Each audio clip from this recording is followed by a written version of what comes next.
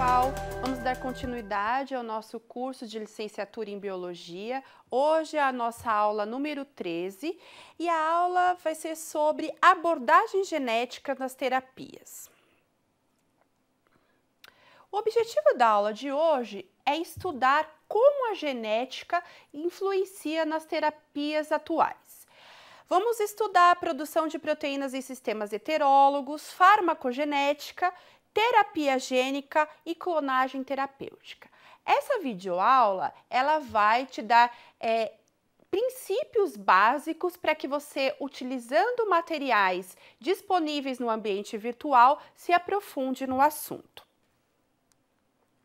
Bom, proteína recombinante. O que é uma proteína recombinante? Uma proteína recombinante é uma proteína que é expressa a partir de um DNA recombinante. Nós vimos anteriormente que um DNA recombinante é um DNA artificial, que é manipulado no laboratório.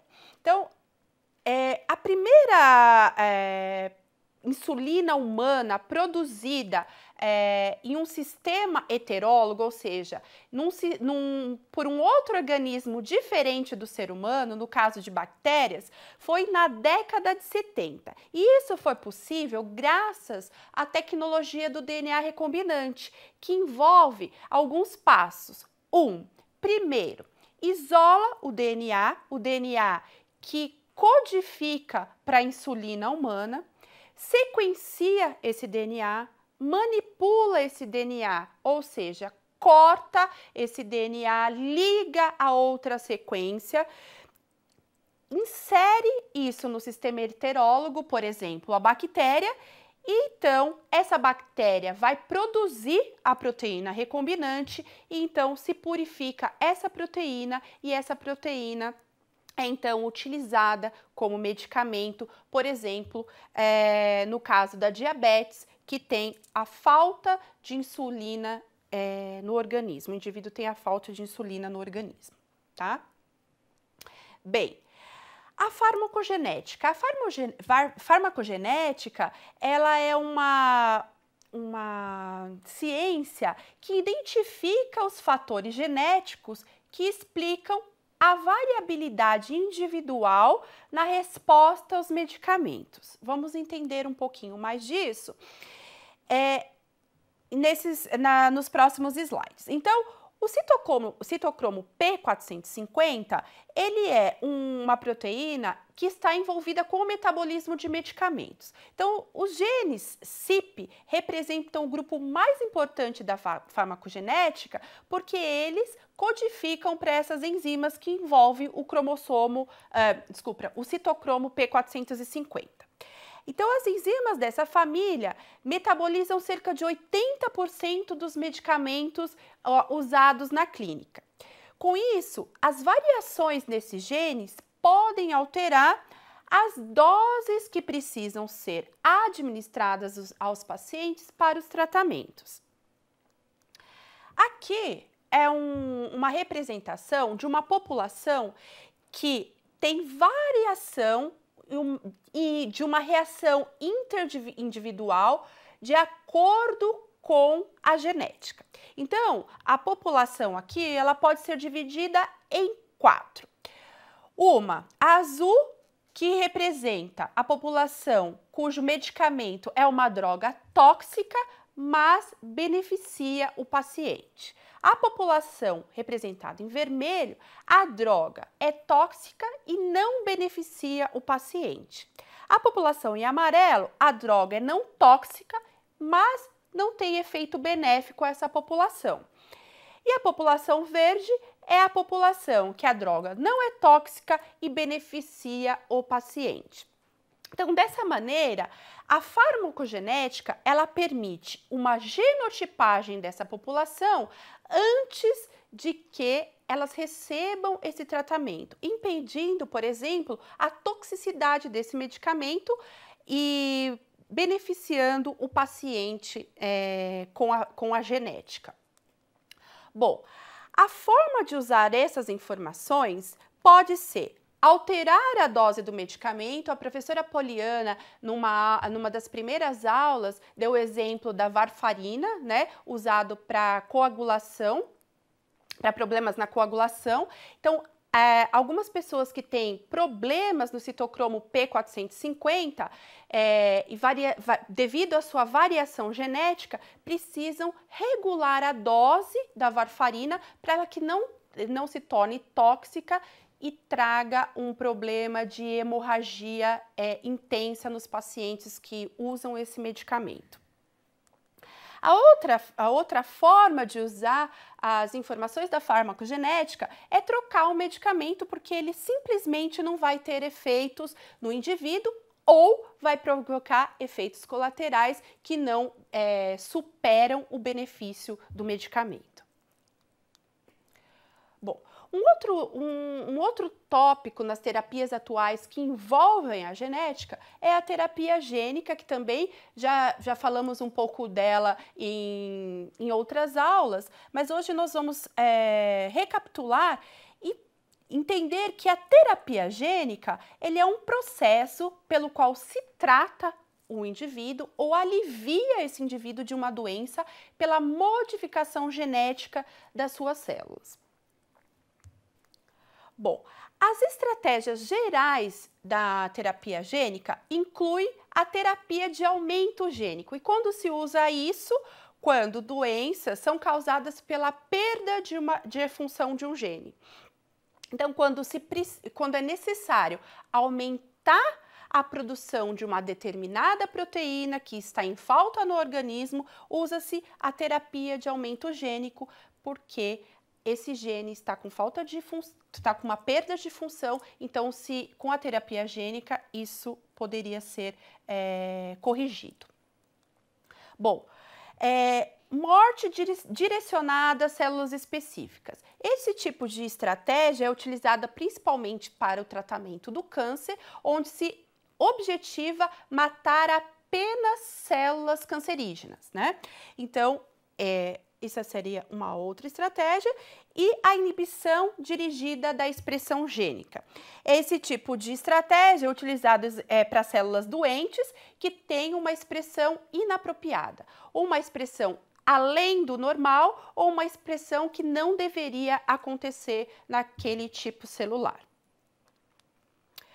Atualmente, a terapia gênica ela é somática, ou seja, há uma correção dos genes das células diploide, das células que são constituintes daquele tecido específico onde está a doença.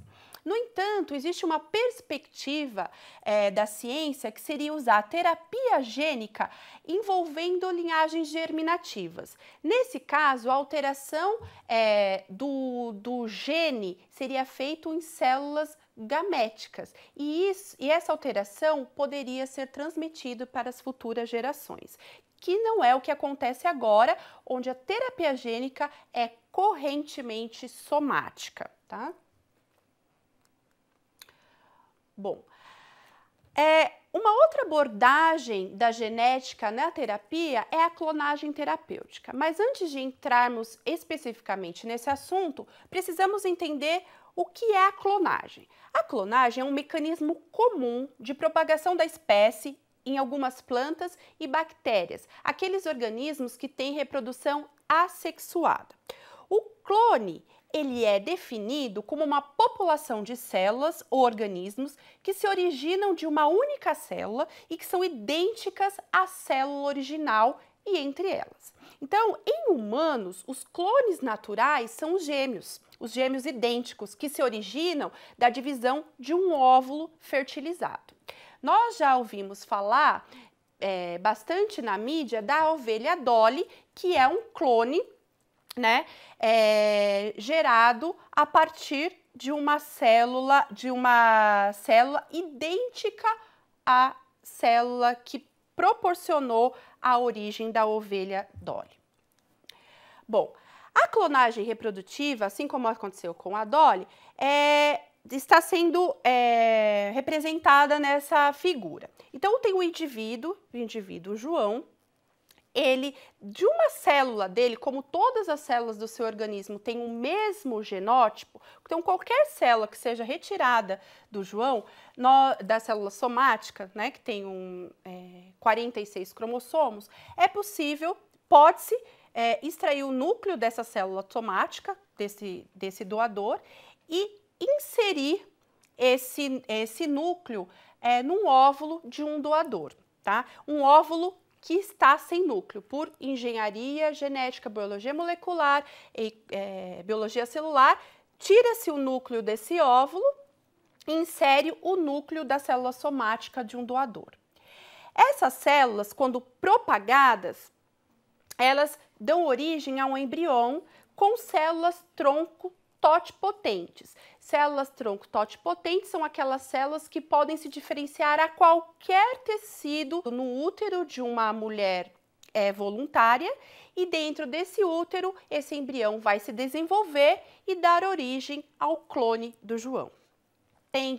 Elas são cultivadas, não são inseridas dentro de um útero de uma mulher voluntária. Sim, são cultivadas em laboratórios e com protocolos específicos e bem padronizados, elas podem se diferenciar in vitro em tecidos, em células de tecidos cardíacos, células de tecido nervoso, da medula óssea. E então, essas células podem então ser reintroduzidas no paciente no caso de algum problema que envolva esses tecidos. Então, por exemplo, no caso de leucemia, onde tem um problema nas células da medula óssea, poderia ser usado esse tipo de clonagem terapêutica para a reintrodução de células da medula óssea no paciente.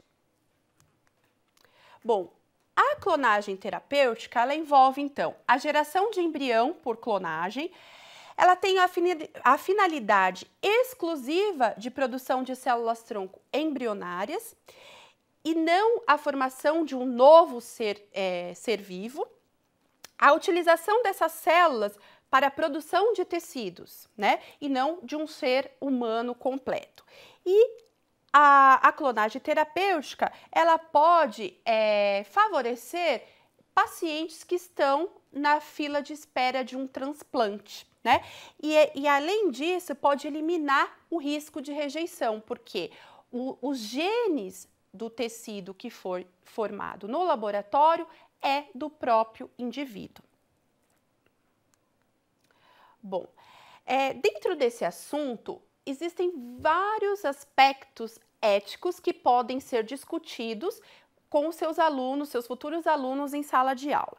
Então, eu deixo disponível para vocês alguns textos que vão tratar dos assuntos básicos e teóricos da clonagem de células-tronco, de clonagem humana e também de assuntos que podem ser discutidos e refletidos junto com os seus alunos. Então, também deixo links da internet para que vocês possam ler e ter mais condições de levar isso para uma sala de aula num âmbito de discussão, de reflexão e de formação de opinião. Bom, agradeço a atenção de vocês e bons estudos.